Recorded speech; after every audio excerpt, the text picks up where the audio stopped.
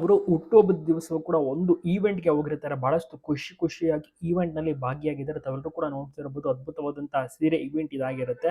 So ಹುಟ್ಟುಹಬ್ಬದ ದಿವಸ ಅಲ್ಲಿ ಹೋದಂತ ಕಾರಣ ಕೇಕನ್ನ ಸಹ ಎಲ್ಲರೂ ಕೂಡ ಕಟ್ ಮಾಡಿಸಿದ್ದಾರೆ. ಸಾಕಷ್ಟು ಜನ ಬಂದು ಆರಾಮಾಗಿ ವಿಶಸ್‌ಗಳನ್ನು ಕೂಡ ತಿಳಿಸಿದ್ದಾರೆ. ಎಲ್ರಿಗೂ ಕೂಡ ಖುಷಿ ಆಯ್ತು ಕಾವ್ಯ ಅವರನ್ನ ಭೇಟಿಯಾಗಿ. ಸೊ ಈವೆಂಟ್ ದಿವಸ ಕಾವ್ಯ ಅವರು ಕೂಡ ಕಂಪ್ಲೀಟ್ ಸಖತ್ತಾಗಿ ರೆಡಿ ಆಗಿರ್ತಾರೆ. ಪ್ರತಿ ದಿವಸ ಒಂದಲ್ಲ ಒಂದು ಈವೆಂಟ್ ಅಲ್ಲಿ ಭಾಗಿಯಾಗ್ತಾನೆ ಇರ್ತಾರೆ ಕಾವ್ಯ ಅವರು. ಸಿಕ್ಕಾಪಟ್ಟೆ ಫ್ಯಾನ್ ಫಾಲೋವಿಂಗ್ ಕ್ರೇಜ್. ಮತ್ತೆ ಕಾವ್ಯ ಅವ್ರನ್ನ ಎಲ್ಲರೂ ಕೂಡ ಪ್ರಶ್ನೆ ಮಾಡಿದ್ದು ಗಿನ್ಗೆ ಅವರು ಏನು ಗಿಫ್ಟ್ ಕೊಟ್ಟು ಹುಟ್ಟುಹಬ್ಬದ ಪ್ರಯುಕ್ತ ಅಂತ. ಆಗ ನೋ ಕಮೆಂಟ್ಸ್ ಅಂತ ಉತ್ತರ ಕೊಡ್ತಾರೆ. ಒಟ್ಟಾರೆ ಅಲ್ಲಿ ತುಂಬಾ ಜನರನ್ನು ಸಹ ಮೀಟ್ ಆಗ್ತಾರೆ. ಎಲ್ಲರೊಟ್ಟಿಗೂ ಕೂಡ ಇಂಟರಾಕ್ಷನ್ ಮಾಡ್ತಾರೆ. ಈ ಒಂದು ಸೀರೆ ರಿಲೇಟೆಡ್ ಈವೆಂಟ್‌ಗೆ ಹೋಗಿರ್ತಾರಲ್ಲ, ಸೊ ಹಾಗಾಗಿ ಸೀರೆಗಳನ್ನ ತೋರಿಸ್ತಾರೆ. ಮತ್ತು ಅವರು ಕೂಡ ಸೀರೆಯನ್ನ ಖರೀದಿ ಮಾಡ್ತಾರೆ. ಗಿಫ್ಟ್ ಆಗಿ ಸೀರೆನೂ ಕೂಡ ಕಾವ್ಯಗೆ ಕೊಡ್ತಾರೆ. ಸೊ ಒಟ್ಟಾರೆ ತುಂಬಾ ಖುಷಿಯಾಗಿ ಇದ್ದಾರೆ ಅಂತಾನೆ ಹೇಳ್ಬೋದು. ಹಲವಾರು ಜನ ಕೂಡ ಸೋಷಿಯಲ್ ಮೀಡಿಯಾದಲ್ಲಿ ಕಮೆಂಟ್ಸ್‌ಗಳ ಮೂಲಕ ಕೂಡ ವಿಶಸ್‌ಗಳನ್ನ ತಿಳಿಸಿದ್ದಾರೆ. ಅನೇಕ ಸ್ನೇಹಿತರು ಕಾಲ್ ಮಾಡಿದ್ದಾರೆ, ವಿಶ್ ಮಾಡಿದ್ದಾರೆ.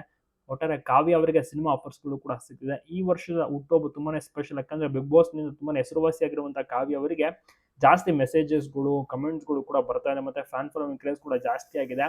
ಫಾಲೋವರ್ ಸಂಖ್ಯೆಯಲ್ಲಿ ಕೂಡ. ಹಾಗಾಗಿ ಒಂದು ದೊಡ್ಡ ನೆಕ್ಸ್ಟ್ ಲೆವೆಲ್ ಸೆಲೆಬ್ರೇಷನ್. ಮನೇಲೂ ಸಹ ಕೇಕ್ ಕಟ್ ಮಾಡ್ತಾರೆ. ಅಭಿಮಾನಿಗಳು ತಂದಂತ ಕೇಕ್ ಕಟ್ ಮಾಡ್ತಾರೆ.